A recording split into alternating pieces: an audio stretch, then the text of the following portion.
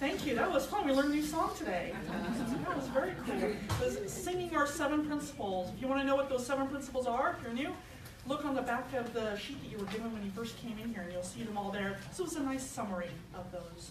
I want to just take a moment and say thank you all so much for making last night's Wild and Scenic Film Festival an absolute smashing success. Not only were we sold out, but we managed to fit, I think, another 20 to 25 people in. Not held a biomarker. It was wonderful. We had all sorts of people. This is something we're going to have to be doing every year. So, and a big thank you in particular to Karen Kennedy and the whole crew who made it happen.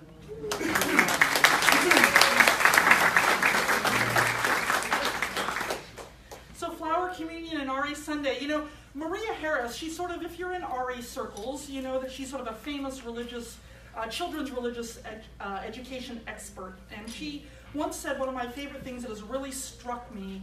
She said, the congregation is the curriculum. The congregation is the curriculum. In other words, our children learn what it means to belong to a beloved community through each one of us. And they learn values from what we do and what we don't do. They learn about the adult they are to become and to grow into from all of us. The congregation is the curriculum. So today's lesson for children and adults alike is about what it means to be part of a community with all the wonderful and beautiful diversity that brings. So today we celebrate our annual Flower Communion with our children. Let's open this worship with these words by Thomas Rhodes in honor of this day. He wrote this: "We come in a variety of colors, shapes, and sizes. Some of us grow in bunches. Some of us grow alone. Some of us are cupped inward, and some of us spread ourselves wide. Some of us are old and dried and tougher than we appear. Some of us are still in bud. Some of us grow low to the ground, and some of us stretch toward the sun. Some of us feel like weeds sometimes. Some of us carry seeds sometimes. Some of us are prickly sometimes. Some of us smell. And all of us are beautiful. What a bouquet of people we make. Amen."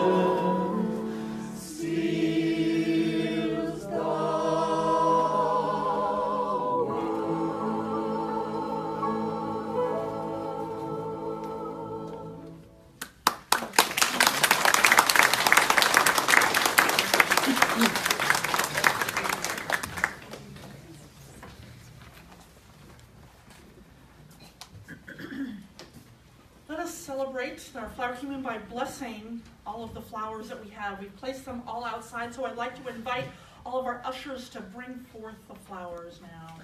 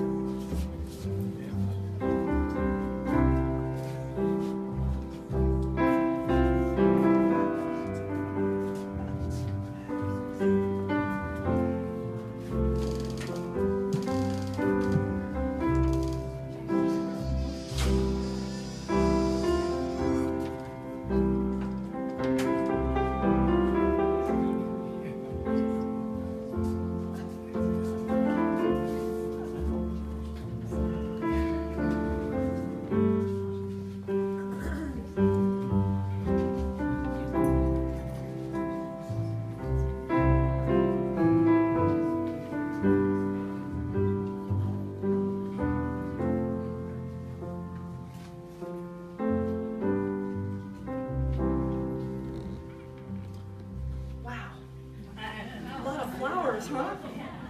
Oh, it just kept coming and coming. It's a beautiful bouquet. I'll tell you a little bit about this thing we call the Flower Communion. It was started actually in Czechoslovakia, of all places, by the Reverend Norbert Čapek. He was a Unitarian minister, and it began on June 4th. No, today's June 3rd, but it was back in 1923. He created this ritual because he had grown sort of disillusioned with the Christian ritual of communion that for him felt very exclusionary, because in many churches, particularly back then, you had to believe a certain way or be a member of the church in order to partake in communion. Whereas in Unitarian and Unitarian Universalist churches, everyone is invited to partake, whether you're a friend, visitor, member, everyone. So the communion had lost some meaning and relevance to him.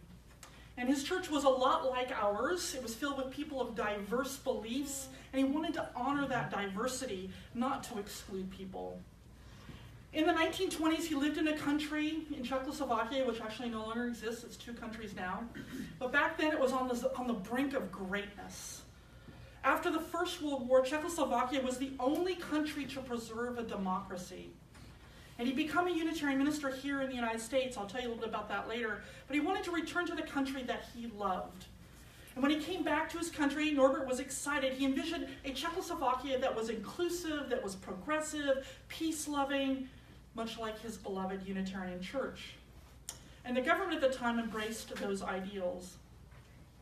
Like Unitarians everywhere, the Unitarian Czechs came from all walks of theologies, all philosophies, whether they grew up Jewish or Catholic or Protestant or atheist. They all found a home within Unitarianism. And the first time that Čapek held a flower communion, he brought his congregation to tears, because the first time that they really envisioned what it meant to embrace the diversity and honoring all of which we kind of take for granted here in the United States. They were embodying that unity amid their diversity, just as they wanted their country to also be united in embracing that diversity. The flower communion to them was not an empty ritual, but a deeply meaningful act that touched the hearts of everyone there. For 15 years, Čapek continued this ritual until 1938, when the Nazis invaded Czechoslovakia, and the budding new progressive country was thrown into chaos and war. Norbert and his daughter Zora were arrested for their preaching unity and freedom. Zora was eventually released, but Norbert was considered by the Nazis, and I'm quoting, too dangerous to the Reich to be allowed to live. And he was sentenced to the Dachau concentration camp, where he was killed along with many others. It was Zora, his daughter, and his wife Maya, who then brought the flower communion back to the States in 1940. They wanted his words of unity and diversity to be of peace and freedom to live on, because you have to constantly plant those seeds of peace and freedom, no matter how much those weeds of prejudice, hatred, and fear try to push them out. Čapek said this about the flower communion. He said, our common bouquet would not be the same without the unique addition of each individual flower. And thus it is with our church, right on. With our community. It would not be the same without each and every one of us. Thus this service is about our community. So it is today. Each of these flowers, some of them are from gardens, some of them from fields, some of them from Trader Joe's. Each of them are brought with love and represent the uniqueness of each one of us. No two are alike, but wow, what a beautiful bouquet they make. So every year, we Unitarian Universalists celebrate the flower communion to bring a community together and to lift up Čapek's vision that we are all siblings to one another and to humanity, no matter how different. At the end of the service, you're going to be invited to come forward and to take a flower home as a reminder of how blessed we are to live in a country that allows the freedom of belief, and how important it is to keep that dream of an inclusive and welcoming society alive. But first, let us bless these flowers together by reading the words that Reverend Čapek used almost 90 years ago. There's some language that feels very old, but we like to honor those words. So join me, won't you? Infinite Spirit of life, we ask thy blessing on these thy messengers of fellowship and love. May they remind us amid the diversities of knowledge and gifts to be one in desire and affection and devotion to thy holy will. May they also remind us of the value of comradeship, of doing and sharing alike. May we cherish friendship as one of thy most precious gifts. May we not let awareness of another's talents discourage us or sully our relationship, but may we realize that whatever we can do, great or small, the efforts of all of us are needed to do thy work in this world. May it be so. Blessed be, and amen. Please stand as you're able and join us in singing Garden Song by David Mallett. The words are up front on the screen.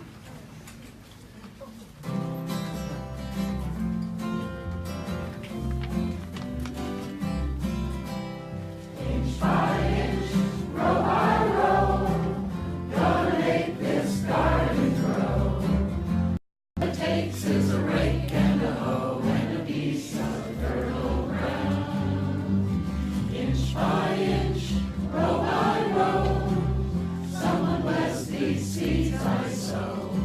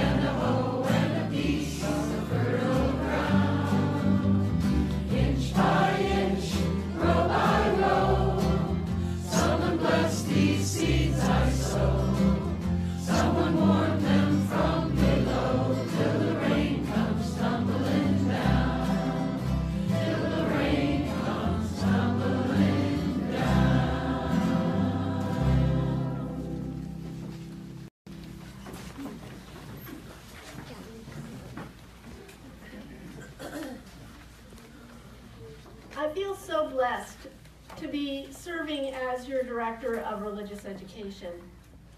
As Ralph Waldo Emerson wrote 150 years or so ago, we find sometimes a delight in the beauty and happiness of our children that makes our heart too big for our bodies.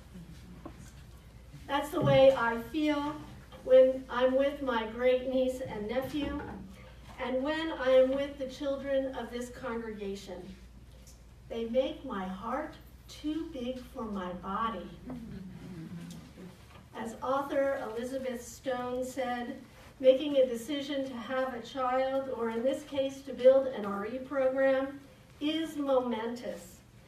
It is to decide forever to have your heart go walking around outside your body. Neither Emerson nor Stone said that this was easy, but it is a rich experience that stretches you in ways you cannot even imagine when you begin. And because you simply don't know where this journey is going to take you, this journey of nurturing the spiritual lives of children and youth, it takes courage to begin. It takes commitment to see it through. When you're a teacher, Stone writes again, some students burst out at you immediately. Most emerge gradually, and a few don't want you to see them at all. I have found that to be true as I get to know each and every child in this program. If you're wondering what we are doing as a church or an RE program, let me offer you this perspective from Reverend Robert Latham, a Unitarian Universalist minister who is big on congregational mission. He says that we don't need to discover our mission as a religious institution, that the culture has defined the mission of religious institutions from time immemorial. In this view, when we were hunters and gatherers, there was a member of the tribe who sat on a rock and stared into a fire and pondered these questions. Who am I? What does it mean to be human? Who are you? How do we get along together? Does life have meaning? And if so, what is it? What do I believe? And what do my beliefs say to my actions?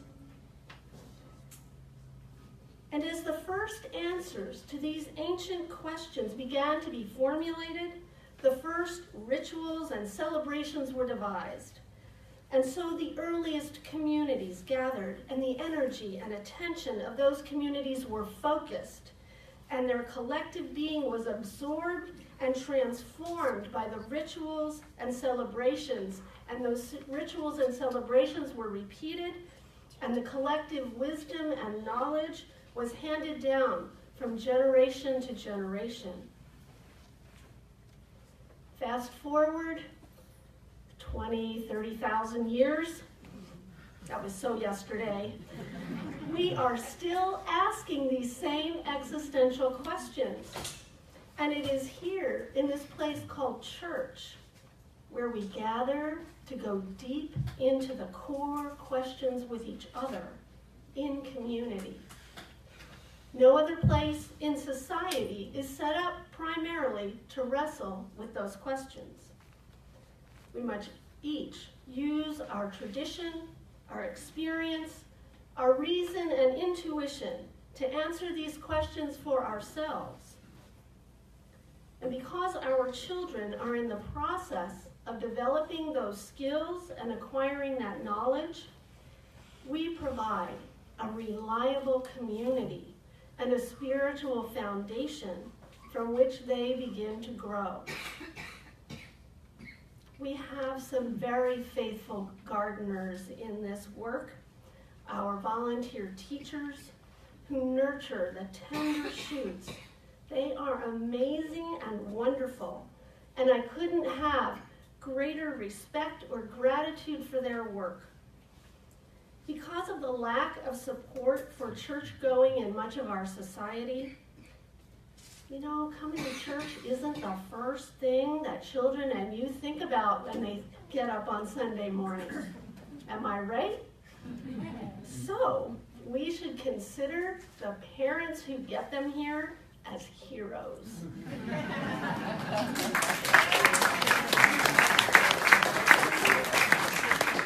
And guess what? The teachers are superheroes.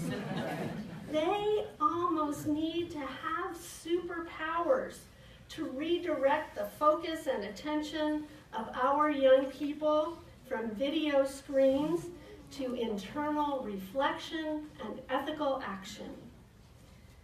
We know that our teachers are helping our youth build character and a sense that life has meaning, but somehow it doesn't have that immediate pleasure feedback loop that reaching the next level in your video game of choice has. And yet we gather week after week in community, and we are transformed. We allow that vulnerable place inside us to be seen because we have found a safe place to express what is in our minds and hearts. When we share with others, we find that we are not alone, and our compassion widens to include a broader circle and to grow our souls. But as Quaker educator Parker Palmer says, a soul is shy, like a wild animal. And we have to build trust before it will show itself. And that's what our teachers do. They build trust and compassion and an ethical and spiritual foundation with these children and youth, and we make the world more beautiful.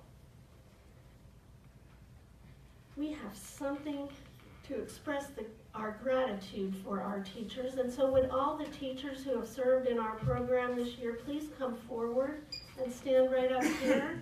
We have a little token of our appreciation. Please rise if you are an RE committee member, a teacher, if you've helped out on a special event.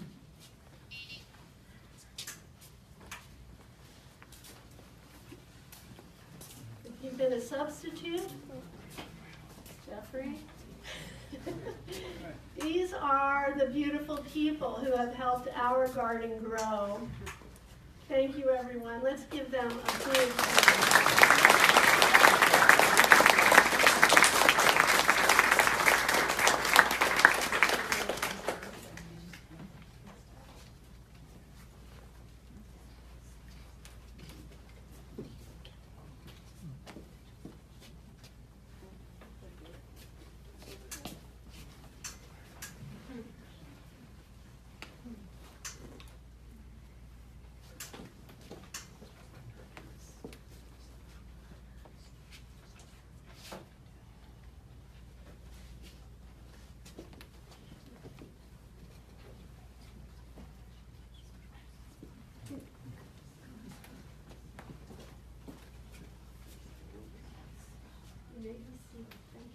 Let's give them another round.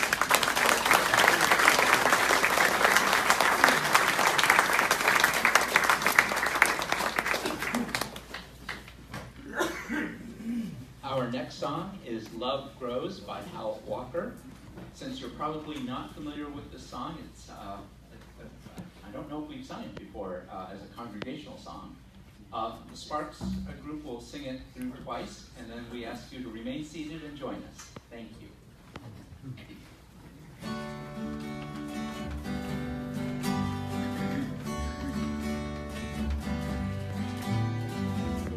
Love grows right now when I smile with you. Our hearts expand in the light of this room. These eyes are widening eyes, and I know this voice defines the cries of my soul.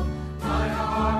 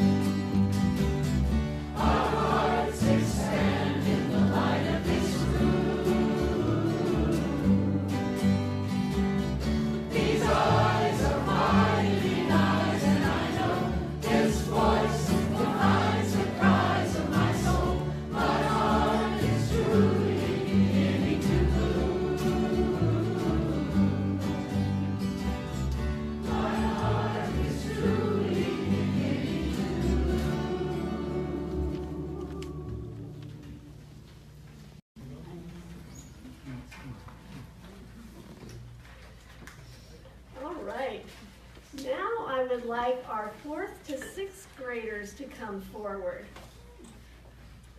And anyone who participated in the 4th to 6th grade class. So, Lucille Clifton, an African-American poet, writer, and educator, wrote, "Mirrors in which they can see themselves, windows in which they can see the world." Thus begins the Windows and Mirrors curriculum that our 4th to 6th graders have been using this winter and spring.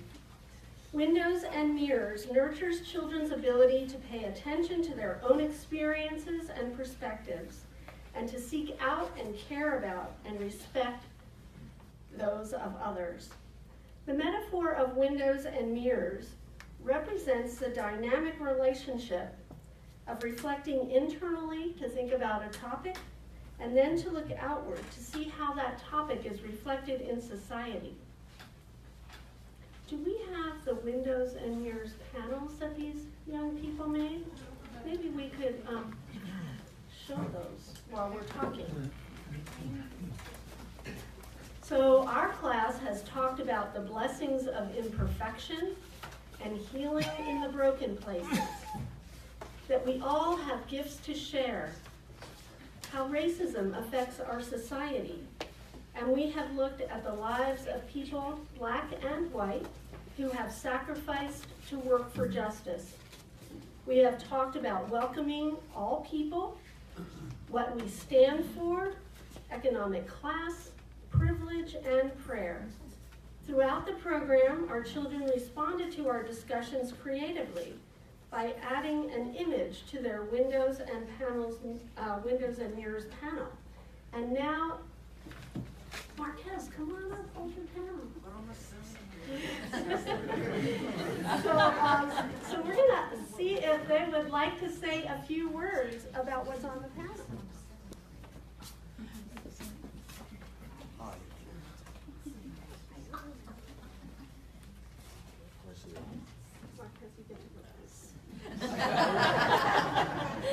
I do. Oh.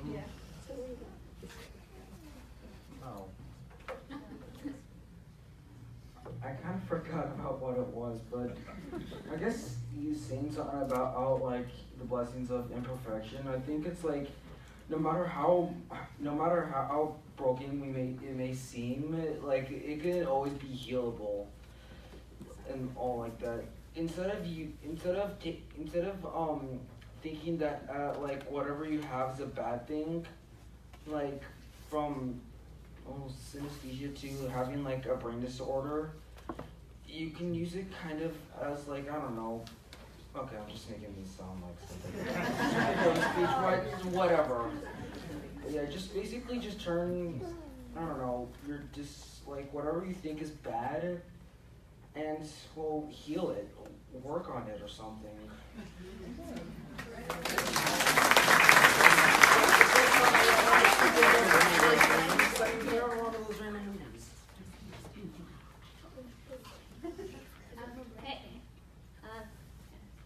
Erica was one of our most faithful attendees in our class. Okay. Something.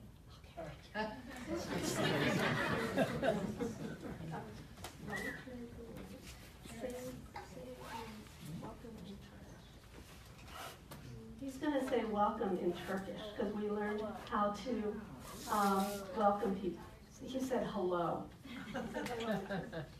Merhaba.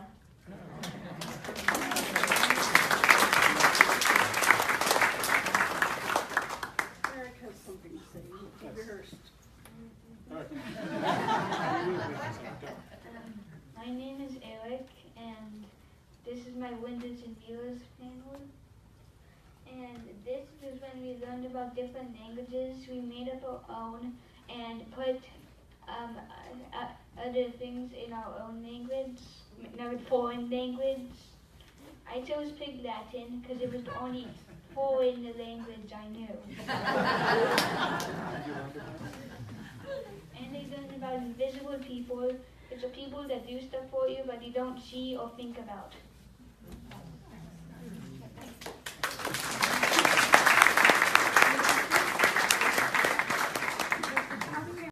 whose picture I'm holding up right now, whenever he attended, he always brought joy to the class. So we really appreciate having the kids come to Sunday school.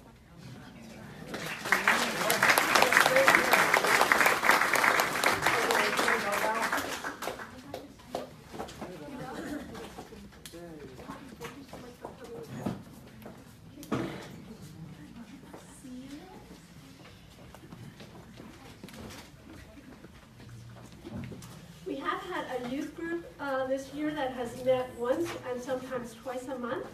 And we have a vision that next year they will be part of this presentation process. So it's something for us to look forward to. Thank you, everyone.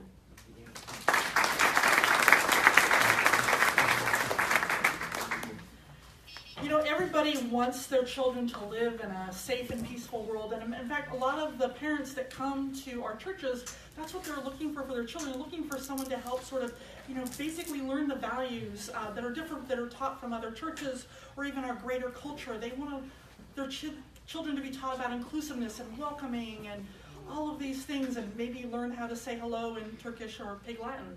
But, you know, there's all these things that we learn about. You know, it's not just about learning about, like, how do you say hello in Turkish? It's about understanding there's an entirely different language and culture out there. And isn't that beautiful? And they have different ways of speaking. And that's part of what we teach when we're teaching these types of things. And in fact, this idea that you want something better for your children is exactly why Norbert Chopik became a Unitarian. He had 3 children. They were called Gabriela, Radislav, and Zora. And he had been a Baptist minister before, but he decided he didn't believe what the Baptists believed anymore, and said he believed in the inherent goodness of everyone and of a loving God. And he really wanted that for his children.